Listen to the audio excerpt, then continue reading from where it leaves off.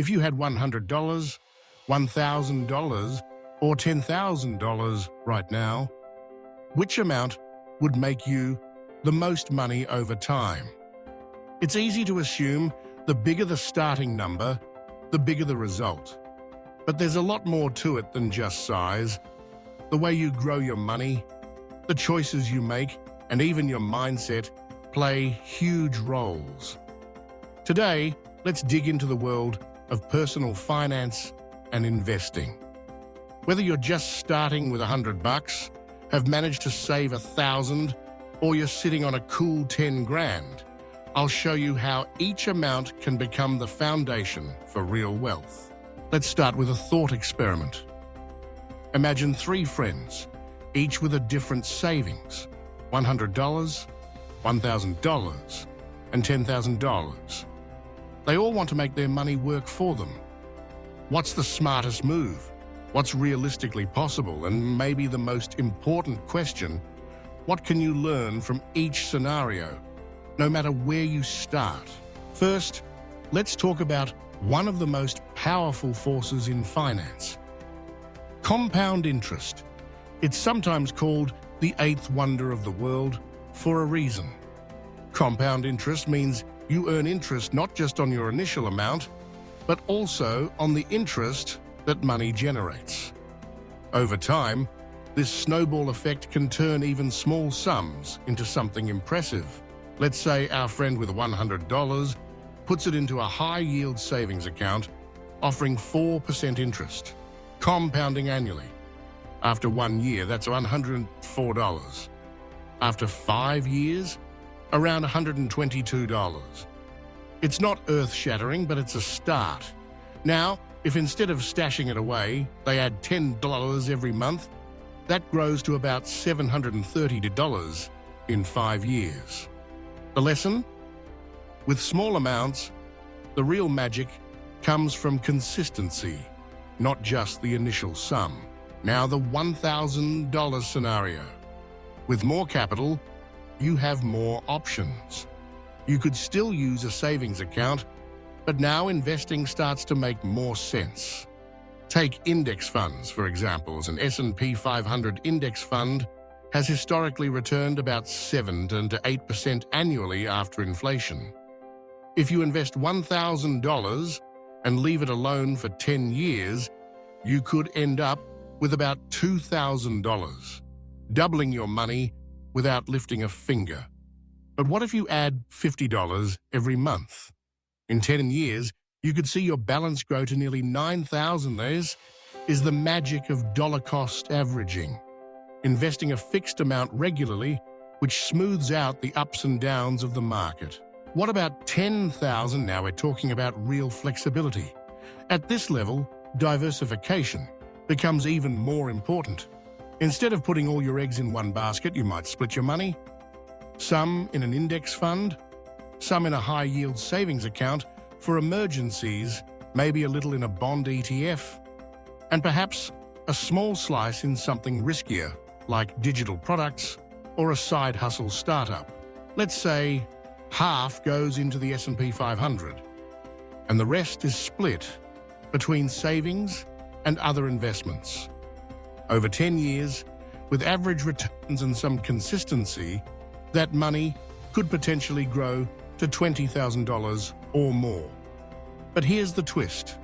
The biggest gains often come from your habits, not just your initial deposit. If you keep adding to your investment, even just a few $100s a month, you can accelerate your path to financial independence. But it's not just about numbers and interest rates. Let's talk about psychology for a second. How you feel about money, your mindset, can make or break your financial journey. Ever heard of emotional spending? That's when you buy things to feel better, even if you can't really afford them.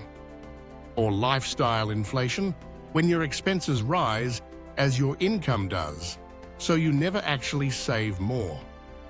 These habits can eat away at your wealth, no matter whether you start with $100 or $10,000.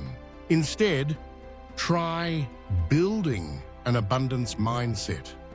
Believe that your money can grow, that you can learn new skills, that you can take control of your financial future. One of the best ways to do this is by delaying gratification. Remember the marshmallow test? Kids who waited for a bigger reward ended up doing better in life. The same applies to your finances. The longer you can leave your money to grow, the greater your reward. Now let's talk about budgeting. Whether you have $100 or $10,000, it's crucial to know where your money is going. The 50-30-20 rule is a simple method. 50% of your income goes to needs, 30% to wants, and 20% to savings or investments. Or you could try the envelope system, literally dividing your money into envelopes for different purposes. For some, zero-based budgeting works. Every dollar is assigned a job, so nothing slips through the cracks. But what if you want to build wealth faster?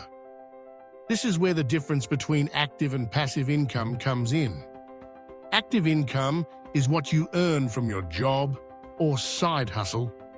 It takes your time and energy. Passive income is money that comes in without much ongoing effort, like dividends from stocks, interest from savings, or royalties from digital products. Even if you start small, building streams of passive income can eventually free up your time and give you true financial independence. Speaking of side hustles, don't underestimate what you can do with even a small amount of capital. With $100, you could start a dropshipping store, create digital products, or offer freelance services online. With $1,000, maybe you invest in better equipment or launch a small e-commerce brand. With $10,000, the possibilities open up even more. Think about launching a course, buying a website, or investing in higher yield opportunities. At the end of the day, the most important lesson isn't about which number is bigger. It's about getting started, building habits, and staying consistent. The earlier you start, the more time your money has to grow. And remember, it's not about timing the market. It's about time in the market. If you're looking to learn more, there are some fantastic books that can help you build a solid foundation. Rich Dad, Poor Dad by Robert Kiyosaki, teaching you to think like an investor, not just an employee. The Psychology of Money by Morgan Housel, exploring how your emotions shape your financial life. Your Money or Your Life by Vicki Robin, helping you connect your spending to your values. And The Millionaire Next Door by Thomas J. Stanley, showing that wealth comes from discipline, not flashy spending. So whether you have 100, 1,000, or 10,000, the answer to which makes more money isn't just about the starting point. It's about how you use it, how you grow it, and how you let time and habits work in your favor. Start where you are, take the next step, and let your financial journey begin.